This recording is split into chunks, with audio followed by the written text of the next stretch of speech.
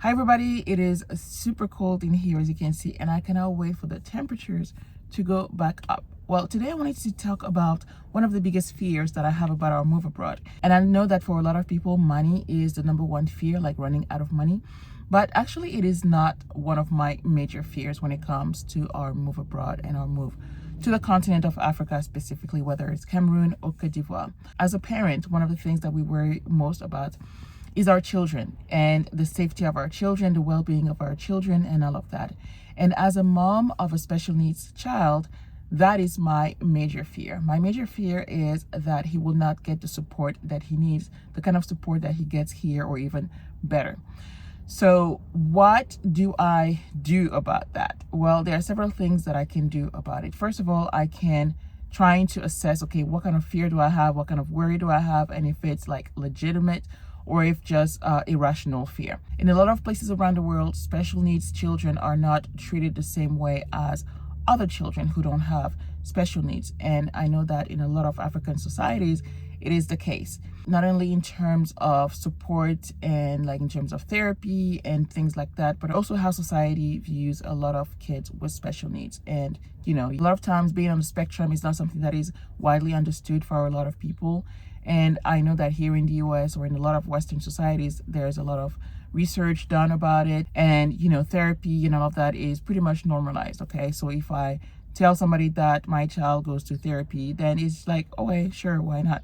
It's not something taboo. It's not something frowned upon or anything like that. I think that if you have a child with ADHD or if you yourself have ADHD, you usually can get the resources that you need, whether it's medication or some kind of therapy that you need to help you with that, okay? So that makes me a little nervous, but again, we have to look at the rational part of this and the irrational part of that. So I'm just laying down some of the facts or some of my observations and personal experience. Another great thing about here in the US is that by law, children or any person with special needs or any disability is protected by law. So there are some regulations about it, whether you have a physical disability. So you will have ramps in front of every store so that you can get access to that store or school or any kind of building.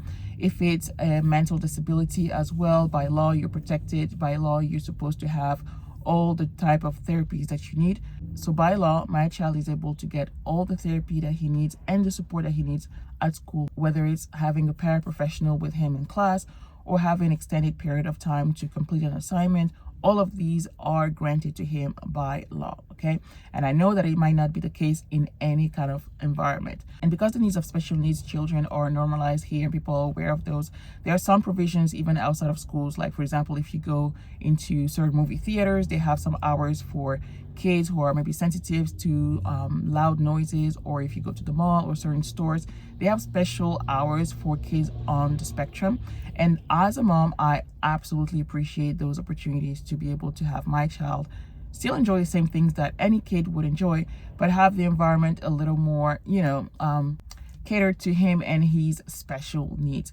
Same thing at church. We go to a church where there is a special class for kids on the spectrum, whether they have ADHD or maybe they have something more physical and they need that kind of support that maybe just a large classroom will be a little overwhelming for them, or maybe they won't be able to sit still and be able to listen to the lesson and go through the lesson, or maybe the music will be too loud or something like that, right? So, it really gives you a lot of comfort as a parent, a lot of peace. And, as parents, we don't like to leave our kids with just anybody, okay? That's just the norm. That's how it is. And when you have a child with special needs, I think that it adds another level to, okay, who you leaving your child with? Are they going to be safe? Are they going to be patient with my child? Are they going to be able to understand my child? Are they trained? Are they going to be loving? And so all of these preoccupations that you might have, sometimes can be elevated to 10 when you go to a new environment, okay? So based on all of these, now, that I'm an optimist, right? So I have to look at the rational part of these fears and see, okay, what are the solutions to these, worries, to these fears? So what can we do to overcome these issues, and if they're really issues at the end of the day? So the first thing we can do, and that's something we have done too, is do the research. So I've visited a school in Abidjan. My husband has visited a school in Cameroon as well. And we asked questions. We asked about the kind of support that a kid on the spectrum can get from the school. Also, one thing that you can do, and that I've done too, is ask in communities, because maybe your child will need more support than what is provided by the school, such as private therapy. So I was able to ask in a certain group and see if there would be therapists who speak English, right? That's another level of challenge, is to be able to find somebody who can provide those services in the language that your child speaks. So I was able to find somebody who actually has a school who actually helps kids with special needs. So this is a major win. And again, this gives me a lot of peace of mind knowing that there'll be a space for my child to be able to get all the therapy that he needs in addition to what is provided by the school. Another element that might help as well is if you are getting a job through the government, maybe working at the embassy or USAID or some organization that is tied to the US government. In that case, by law, your children are protected as well, and they should also be able to get all the therapies and all the support that they will need as a child with special needs. You know, we don't see a lot of families traveling and moving abroad with children with special needs, like specifically being on the spectrum. So we don't get a lot of insight about how these families navigate their travels and their move abroad. In case you know a family who actually is doing that, moving abroad or living abroad with a child with special needs, just link it in the comments. I would love to follow them and to see how they're actually navigating this whole process with their children. I can think of another YouTuber, Charisma. Her channel is Charisma Cares. I'm going to link it in the comments. And she travels with her child who has a physical disability. She is traveling everywhere. Right now, she is in Rwanda, if I'm not mistaken. And so she doesn't take that as an excuse. She doesn't take that as a limitation. She's taking her child everywhere with her. So he's having the time of his life, enjoying different countries. So that's just one of the few examples of families traveling with their children. But if you have more families like that, just link their channels in the comments. I would love to follow them. Another thing that gives me peace of mind is that for a lot of children and children with special needs as well, they like routines. They like familiarity. So reproducing the same routines or sense of familiarity at your destination is going to give a lot of peace of mind to you, but also to your children, because they will be more comfortable. They will be able to adapt more, because even though they are in a new environment, there are certain routines within the family that will not change. So being able to keep these in place is going to help a lot.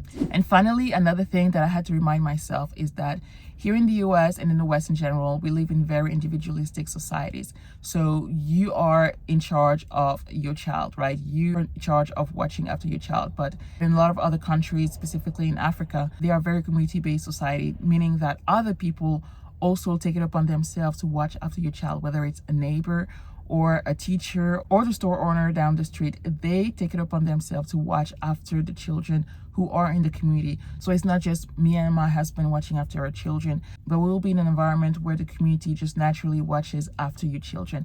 And so this is very comforting to me, knowing that there'll always be an eye on my child, and not in a creepy way, but more like as a caring way, just because people care about each other in a community-based society. If you're a parent with a special needs child, I wanted to encourage you with this video to tell you that it's not impossible for you to travel and move abroad with your children. It's just that you'll have to do a little more work, like doing your research, reaching out to certain people, and making sure that you get the responses that you're really looking for, getting those answers to your questions to make sure that your child is taken care of. Also test and make sure that things are really the way that people claim that they are. Just because they say that, yes, they have support for special needs children, doesn't mean that they have the kind of support that you expect and the level of excellence that you expect. Maybe they do less, or maybe they go above and beyond what you expect. So make sure you always test. And lastly, always remember faith over fear, okay? I started this video talking about my worries, but the more I think about my worries and my fears, the more I realize that a lot of it is irrational, and a lot of it can be solved just by trusting the process. Sure, I have to do my research and look at the rational part of things, but also I have to trust my gut and trust that God is going to protect us through this process. So this is what I want for you as well. Look at your fears and try to break it down and see what is rational, what is irrational about your fear, and then look at the solutions that you have available, or go look for those solutions yourself.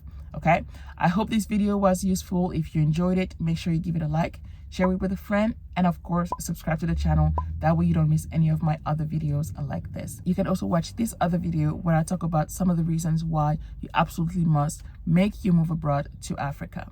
Until next time, bye.